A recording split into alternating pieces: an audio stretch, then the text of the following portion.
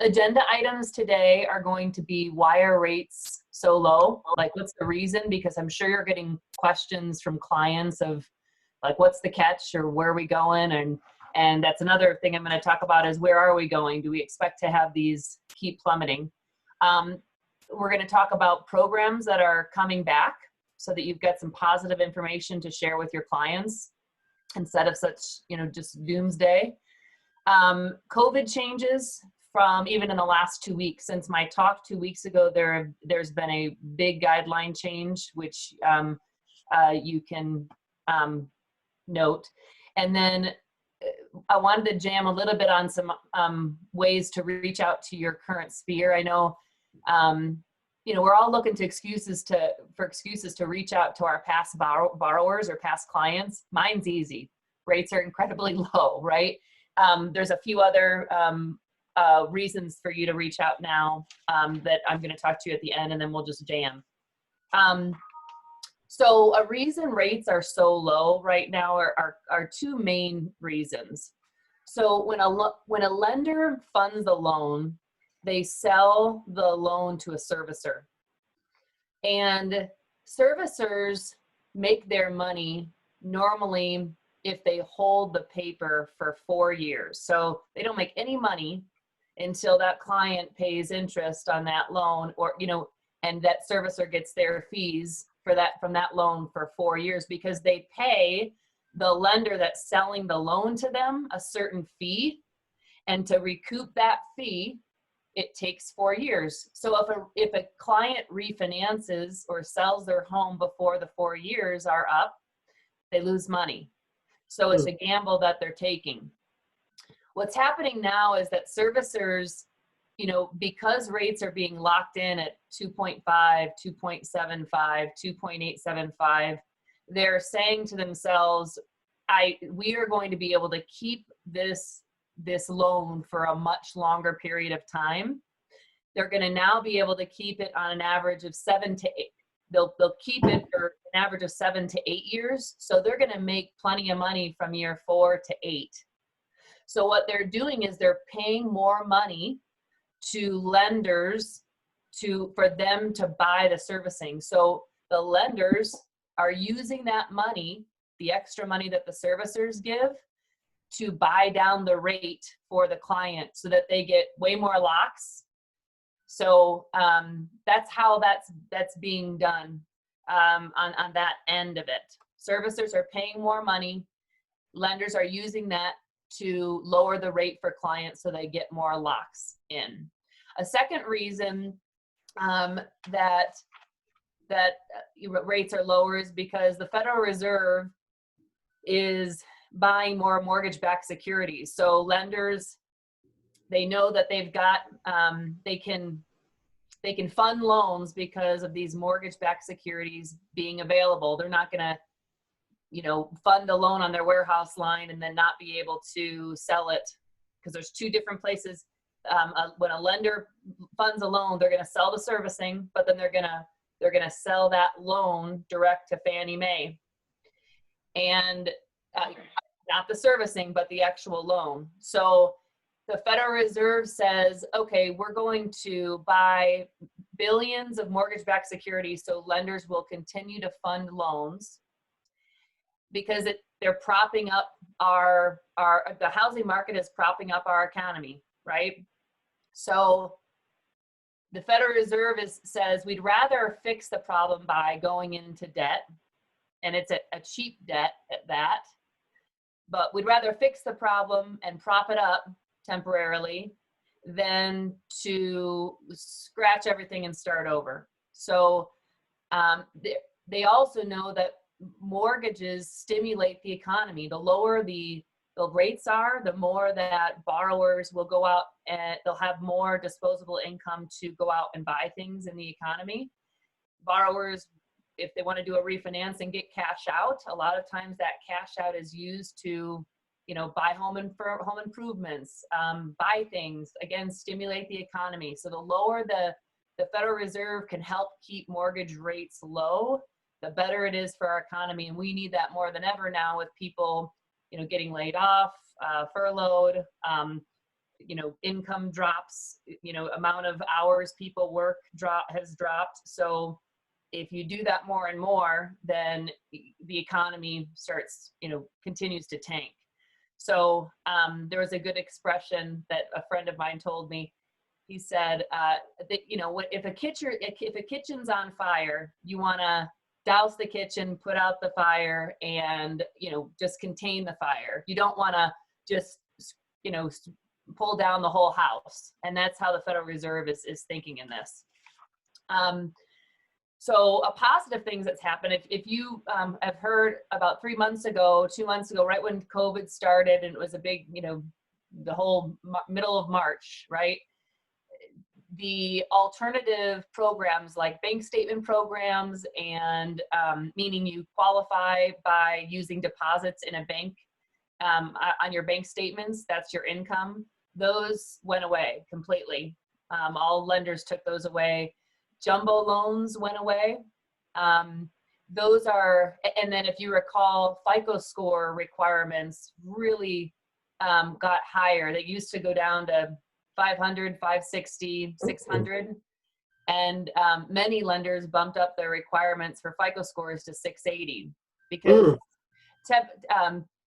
statistically, clients under a certain FICO score, under 640, actually are the first ones to potentially foreclose, to not perform well. So it was a quick thing where they said, okay, no more below 680.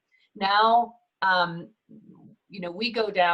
many lenders go down to a 620 FICO score on conventional and a 640 on FHA and VA, which is a lot better than 680 requirement. And if you recall before, you were probably hearing in FHA and VA world, if you had a below a 680 FICO score, rates were instead of 3%, they were 4% at a huge cost. In fact, Manny, you and I had a client together where they were at 640 or something, right around that, and they ended up having to pay, $8,000 or $9,000 just to get the loan at the 4% because it happened right at that time period. Now that doesn't exist anymore. So that's a really good positive thing for clients with a 640, FICO score, 660 FICO score. That's another reason to reach out to your clients. Mention that if you know that they've got kind of average scores, that's a positive thing. 20% down jumbo is now back, where before they eliminated it. The bigger institutions, some of them have still eliminated it, or they require you to put a bigger down payment of 25 to 30% down. But we and a few others are at 20% down on jumbo. A new program that's come out that is fun is an investor can do a stated income loan. So they have a house, they have a payment on the house, and we get an appraisal that says how much they can actually rent out the house. If that washes out the payment, then that's all that we're qualifying the borrower on for their debt to income ratio. Obviously, they have to add the assets, but that's a new program that's out that has come back. Well, it's not new, it's just come back. So before it was kind of doom and gloom, and now I'm just happy that things are starting to, investors are feeling more comfortable, with being in this for a few months. COVID changes, I'm going to just name a couple.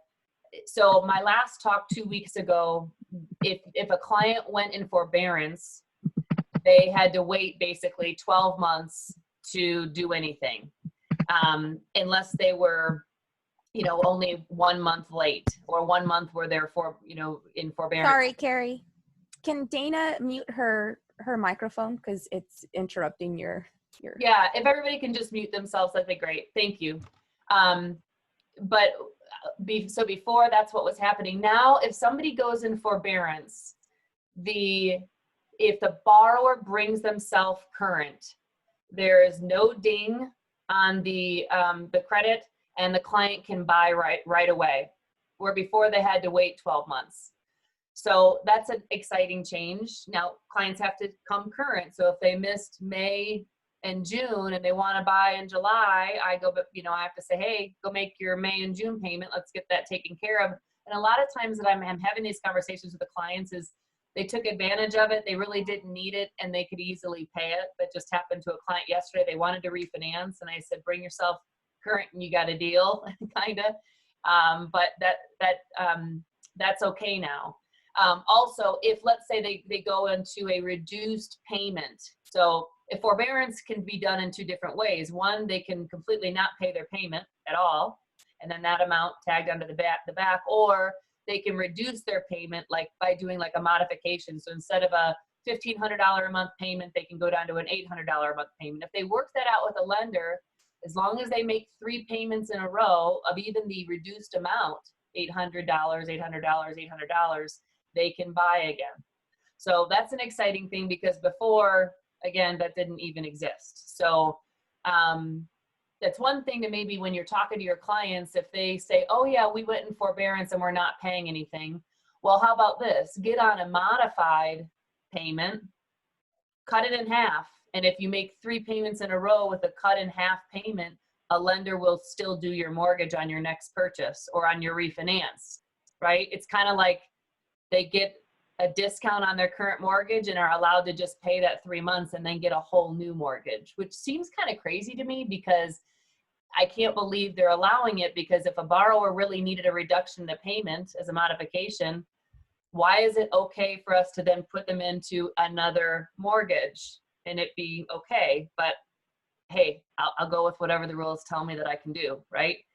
And then before on my 2 week ago conversation, I was saying that we needed just a one pay stub after somebody's gone back to work to close escrow. It's now been increased to 30 days. But I figure people have been back to work for a couple of weeks. By the time they get into contract, they're going to have a full 30 days anyway. So it really isn't that much of a negative. But I wanted to just tell you the change from the last, straight talk I did. And then finally, why reach out to clients now? And I'd like to maybe continue this into Q&A where we kind of give ideas to each other of why we, what you're saying when you're reaching out to clients, other than the normal, how you doing? How's your family? Have you been impacted by that? So that's of course the, normal salutation you do, first off. But a huge thing is just the no-brainer expectations on current rates. Huge topic. You can say that 15-year mortgage rates are around 2.625, 2.75, and a 30-year mortgage is around 2.875 to 3%. If you have a FICO score that is lower, like between 620 and 679, that's closer to around 3.25. But hello, that's still insanely low. But what are rates expected to do? I was talking to a few smart bank owners, and everything we're reading and hearing is rates are going to go about 0.25% lower than they are right now. So with my refinance clients, I'm going to float them, and I'm going to lock in a few weeks when rates even go 0.25% lower. They are not going higher anytime soon. At least through the end of the year, if not through first quarter. Again, this is a way to stimulate that economy that everybody desperately needs, right? Another creative thought it wasn't my idea, but somebody gave me a creative idea of how realtors could reach out is more and more people are working from home. And so they might need a bigger home, because I know me and my husband and I are working from home and with our 2 kids. And it's a motivation of us wanting to move into a bigger home, because I need my space. I need more space, or else I'm going to strangle my husband. And I love him. I've been with him for 20 years, but I'm going to strangle him. He's in the other room right now doing a dissertation with, is that what they're called? I don't know. He's doing a dissertation with a client. He's an attorney and he's loud. And anyway, I'm just saying that might be a reason to reach out. People need more space, and it's truly a motivator. We are moving this year because I don't see us working full time at the office at all, at least through, the end of the year, first quarter. So that's enough for me to be motivated. Yes. Another thing just to keep in mind is now, because rates are so low, and then I'm about 30 seconds from being done and we can go into questions. Because rates are so low, every $100,000 loan amount is about $420 in a principal and interest payment. So a borrower could do a $300,000 loan, do 3% down. Conventional allows 3% down if they're a first-time home buyer, or 3.5% down on an FHA, or 5% down on a, if they're not a first-time home buyer conventional. But let's just go off of my example. 300,000, 3% down. That'll give them a principal and interest payment close to about $1,250 a month. Let's say we add on taxes and insurance and PMI. That gives them about a $1,580 a month payment with everything added on. Let's just call it $1,600. But that's it. A $300,000 house to have a $1,600 monthly payment with 3% down. That's cheap. It's cheap money. So maybe somebody in a 200 to 250 can maybe upgrade to another house, get that more room to be a little bit more away from their lovely family members. Anyway, just food for thought. So I'm going to open it up for questions, and then maybe before we go into questions, is there anybody else that maybe had an idea of why you're reaching out to clients? We'll leave this conversation at around about 2 minutes. But anybody else have some good ideas of why they're reaching out? You can unmute yourself if you want to speak on it. Hi, Erica. Okay, what you got, Erica? All right. Just human kindness, checking on them, making sure they're okay. Now that COVID's going around, we might have a lot of deaths of people may not have a house, may not be around to pay their mortgage. So just being kind and offering a hand if they need anything kind of is what I've been doing. And it's just been bringing up conversations of how they are and what's going on and their plans. Yep. Yeah. And when you're genuine, like you are, people also have time to talk now, right? Like a little bit more time to talk. I just checking in genuinely. And just like you said, conversations just come up with just business and how you are and how's your real estate going. Anybody else? Anybody have any questions about what I've talked about today, or any just other questions that I can answer? Hey, Kari, it's Dave Reichert. How are you? Hi, Dave. How are you? I'm good. Hey, listen, I just was looking for an answer on what are you guys using to verify that they paid it current? Do you have to wait for them to get their next mortgage statement to put that into underwriting, or what does that look like? Well, what we've been getting, and it just started, so we've been getting their bank statement that shows the withdrawal coming out of their account to pay for their mortgage, totaling the amount of whatever months they're late times the amount of their mortgage payment. And then what the client will do is call the lender and take it out of forbearance, and within 3 to 5 business days, we'll be able to order what's called a credit supplement that will show no longer in forbearance. And cool, thank you for that. And does that apply to investment property as well as primary, or is it just bring it current and you're fine to purchase your primary? Are you able to do that, kind of bring it current for the investment property owners as well? All mortgages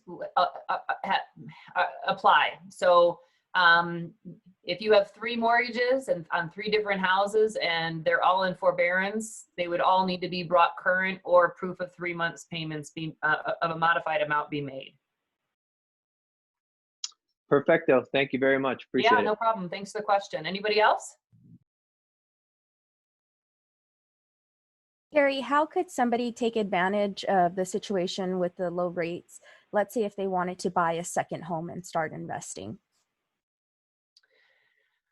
So do you mean any low rate will take advantage of just cheap money right now. But I've had a couple people where they say, I want to refinance my primary residence now in the low primary residence rates, because I see myself in the near future, 6 months, 8 months, 12 months, whatever it is, wanting to buy another home to move into as my new primary residence, and then you technically would have two primary residence rates, even though you're turning the other one, your current home, into an investment. Technically, the client signs documents that state that they foresee themselves more probable that they are going to be living in the property for the next 12 months as their primary residence.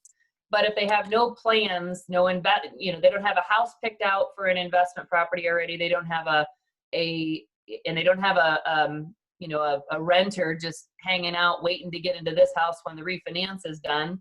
Then that's not, you don't want to be blatantly fraudulent, right? Like but I've had people say where they want to refi now because they don't know what it holds, but they think that they want to take advantage of this market and the lower prices, and they see themselves becoming an investor within the next year. I can't do no, there's nothing that ties my hands behind my back that says I can't do that refinance for that client because of their current situation. So that's a couple of clients just last week called in specifically just of that,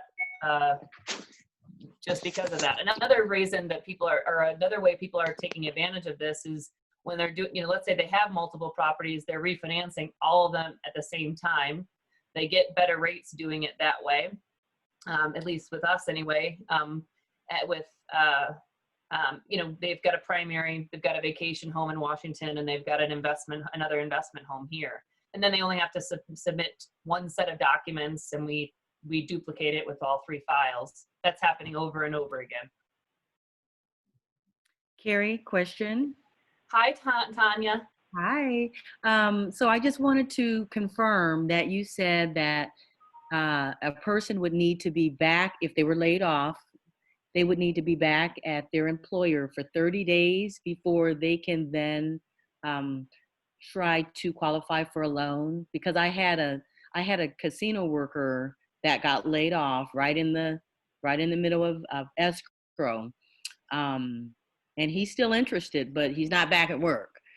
So, and then with the way that things are going right now, we don't know if he's going to be called back and then they shut down again. But I just wanted to verify it is 30 days.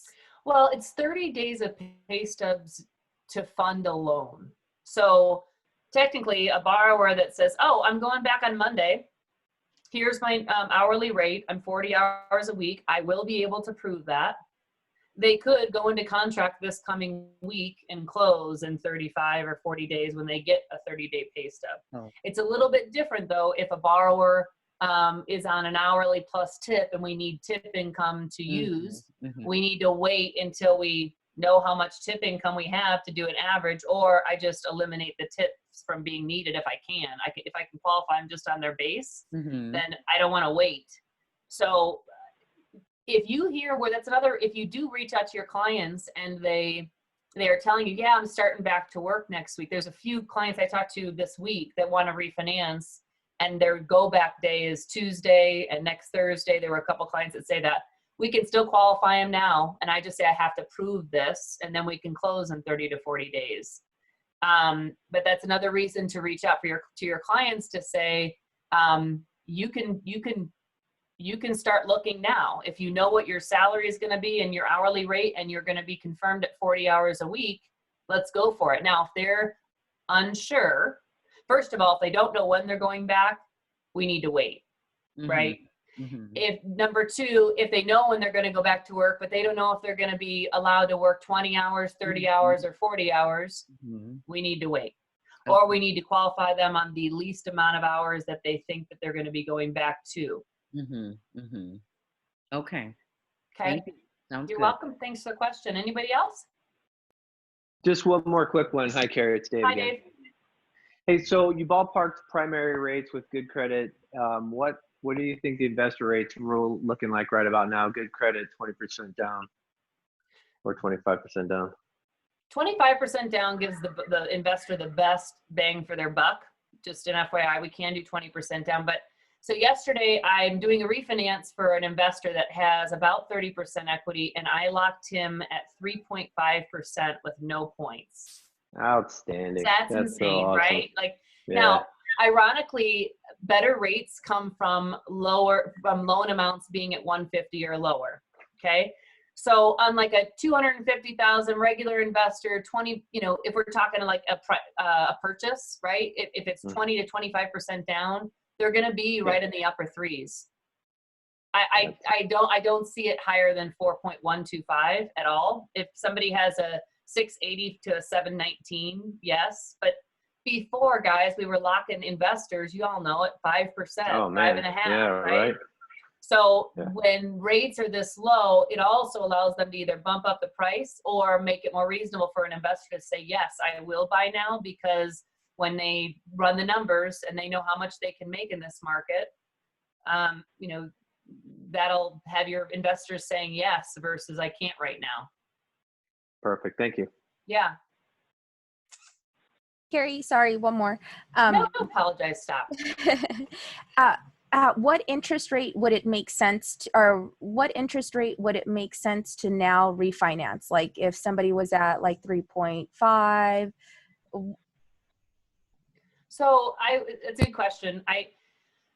It depends on what their goal is. If they tell me that they're only going to stay in the house for another year or 2 or 3, and their makeup, to do the refinance, they would make up the cost for, over that time period, then I would tell a client, not to, unless they're at a certain rate.